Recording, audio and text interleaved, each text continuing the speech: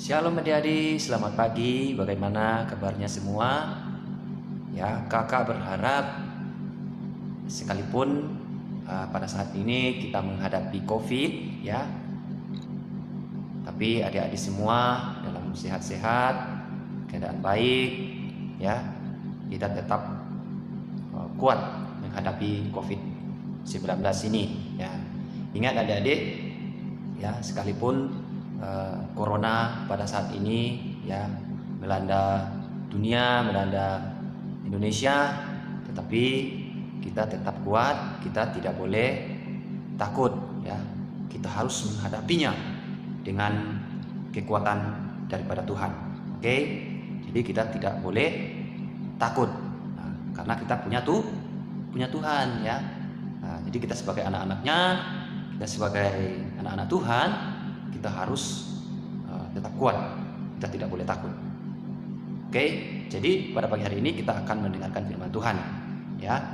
Nah, sebelum kita mendengarkan firman Tuhan, dan lebih dahulu kita berdoa.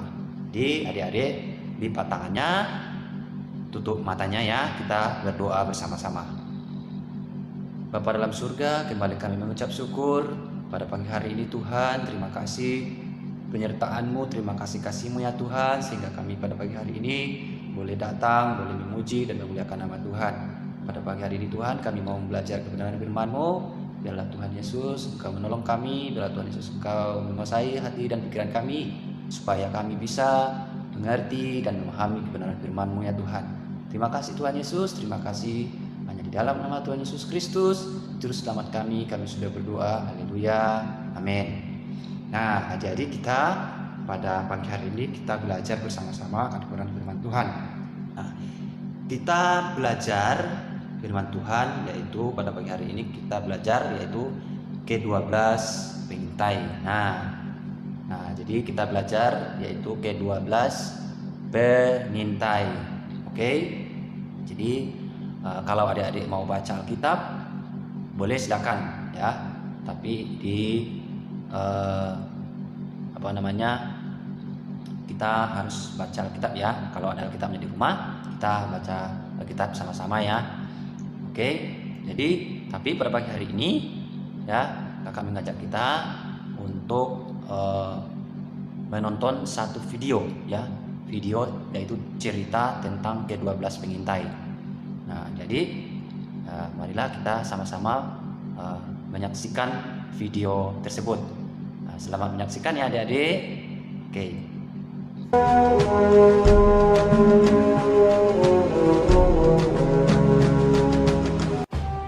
Tuhan berfirman kepada Musa, "Suruhlah beberapa orang mengintai tanah Kanaan yang akan kuberikan kepada orang Israel. Dari setiap suku nenek moyang mereka, haruslah kau suruh seorang, semuanya pemimpin-pemimpin di antara mereka."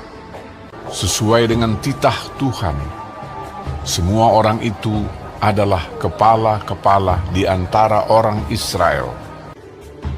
Maka Musa menyuruh mereka untuk mengintai tanah Kanaan. Katanya kepada mereka, "Pergilah dari sini ke tanah Negeb dan naiklah ke pegunungan, dan amatilah bagaimana keadaan negeri itu. mulai dari padang gurun Zin sampai ke Rehob, ke jalan yang menuju ke Hamat." Mereka pergi ke sana, lalu mengintai negeri itu. Mereka berjalan melalui tanah Negeb, lalu sampai ke Hebron. Tempat itu dinamai orang Lembah Eskol, karena tandan buah anggur yang dipotong orang Israel di sana. Juga mereka membawa beberapa buah delima dan buah ara. Sesudah lewat 40 hari, pulanglah mereka dari pengintaian negeri itu, dan langsung datang kepada Musa, Harun, dan segenap umat Israel di Kades, di padang gurun Paran. Mereka membawa pulang kabar kepada keduanya dan memperlihatkan kepada sekaliannya hasil negeri itu. Mereka menceritakan kepadanya, Kami sudah masuk ke negeri kemana kau suruh kami. Dan memang, negeri itu berlimpah-limpah susu dan madunya. Dan inilah hasilnya. Hanya bangsa yang diam di negeri itu kuat-kuat. Dan kota-kotanya berkubu dan sangat besar. Juga kami lihat di sana orang-orang raksasa. Kemudian Kaleb mencoba menenteramkan hati mereka itu di hadapan Musa, katanya, Tidak, kita akan maju dan menduduki negeri itu, sebab kita pasti akan mengalahkannya. Tetapi orang-orang yang pergi ke sana bersama-sama dengan dia berkata, Kita tidak dapat maju menyerang bangsa itu, karena mereka lebih kuat daripada kita. Bersungut-sungutlah semua orang Israel kepada Musa dan Harun, dan segenap umat itu berkata kepada mereka, Sekiranya kami mati di tanah Mesir atau di padang gurun ini. Lalu sujudlah Musa dan Harun di depan mata seluruh jemaah Israel yang berkumpul di situ. Tetapi Yosua bin Nun dan Kaleb bin Yefune mengoyakkan pakaiannya dan berkata kepada segenap umat Israel, Negeri yang kami lalui untuk diintai itu adalah luar biasa baiknya. Jika Tuhan berkenan kepada kita, maka Ia akan membawa kita masuk ke negeri itu dan akan memberikannya kepada kita. Hanya janganlah memberontak kepada Tuhan dan janganlah takut kepada bangsa negeri itu. Sedang Tuhan menyertai kita. Lalu segenap umat itu mengancam hendak melontari kedua orang itu dengan batu.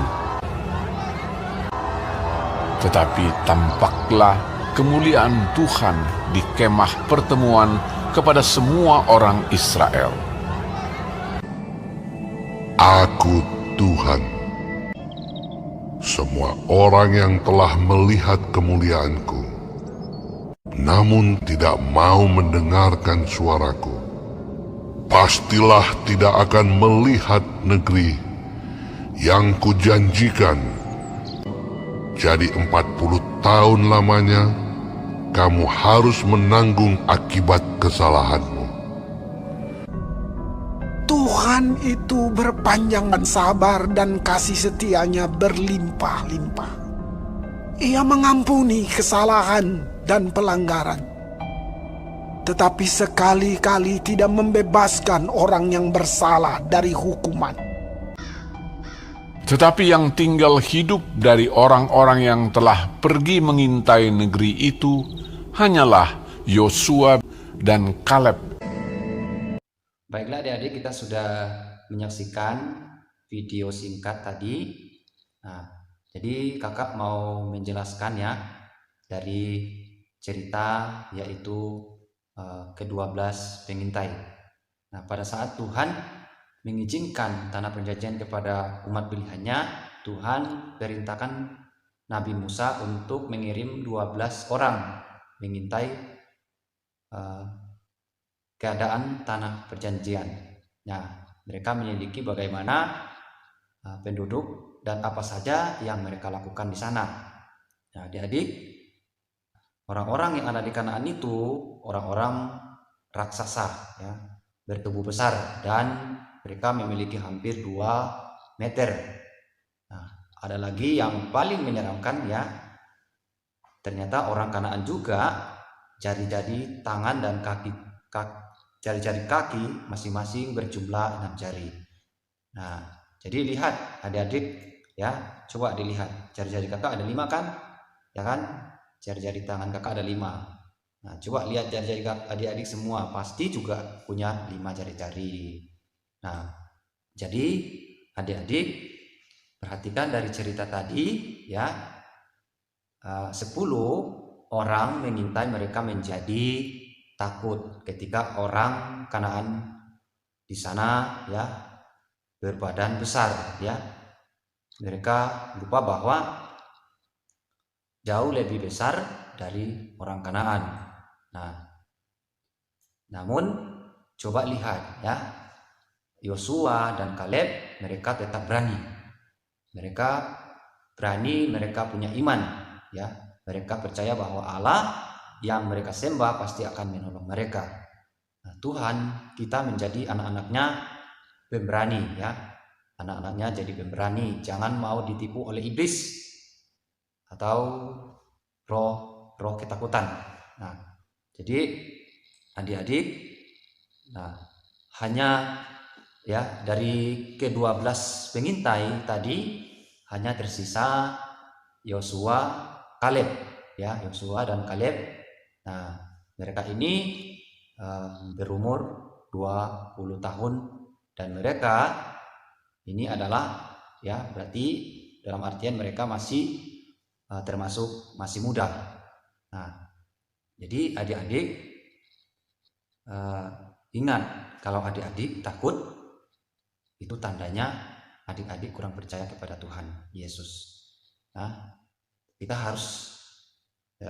harus takut dan hormat hanya kepada Tuhan saja. Kita tidak boleh takut kepada iblis ya. Kita tidak boleh takut ya roh-roh yang mengganggu hati dan pikiran kita, tapi kita harus kuat. Kita harus tidak boleh takut. Mari kita meminta kepada Tuhan agar diberikan keberanian ya, seperti berdoa ya. Kalau papa mama disuruh berdoa ya, berdoa atau bersaksi menceritakan tentang Tuhan Yesus, jangan takut, karena Roh Kudus yang ada dalam hati kita lebih besar daripada roh-roh jahat ya. Jadi adik-adik, kita punya ayat Alkitab ya dari 1 Yohanes 4 ayat 18. Di situ ya kakak bacakan, di dalam kasih tidak ada ketakutan. Kasih yang sempurna melenyapkan ketakutan, sebab ketakutan mengandung hukuman dan barang siapa takut ia tidak sempurna di dalam kasih. Nah, adik-adik, jika kita mengasihi Allah ya, kita tidak perlu takut ya, karena kita percaya Tuhan Yesuslah yang selalu menjaga kita, karena Tuhan Yesus sudah terlebih dahulu sangat mengasihi kita. Jadi adik-adik, kita tidak boleh takut lagi karena Tuhan sudah mengasihi kita. Tuhan selalu menolong hidup kita. Jadi katakan mulai hari ini katakan, saya harus berani. Saya harus berani bersaksi. Saya harus berani menceritakan Tuhan Yesus. Saya harus berani berdoa. Saatnya kita tutup dalam doa ya. Lipat tangannya, tutup matanya, tundukkan kepalanya ya adik-adik, kita berdoa bersama-sama.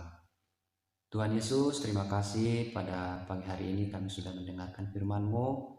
Ya Tuhan Yesus, biarlah Tuhan Yesus menolong kami, biarlah Tuhan Yesus selalu menyertai kami dimanapun kami berada ya Tuhan. Firman-Mu kami sudah dengarkan, biarlah firman-Mu kami dapat menguatkan kami, dapat menjadi tertanam dalam setiap hati kami ya Tuhan. Biarlah kami bisa melakukan kebenaran firman-Mu Bapa. Terima kasih Tuhan Yesus, terima kasih berkati anak-Mu. Biarlah anak-anak-Mu tetap mengandalkan Engkau, biarkan anak-Mu tetap setia lagi kepada Engkau ya Tuhan.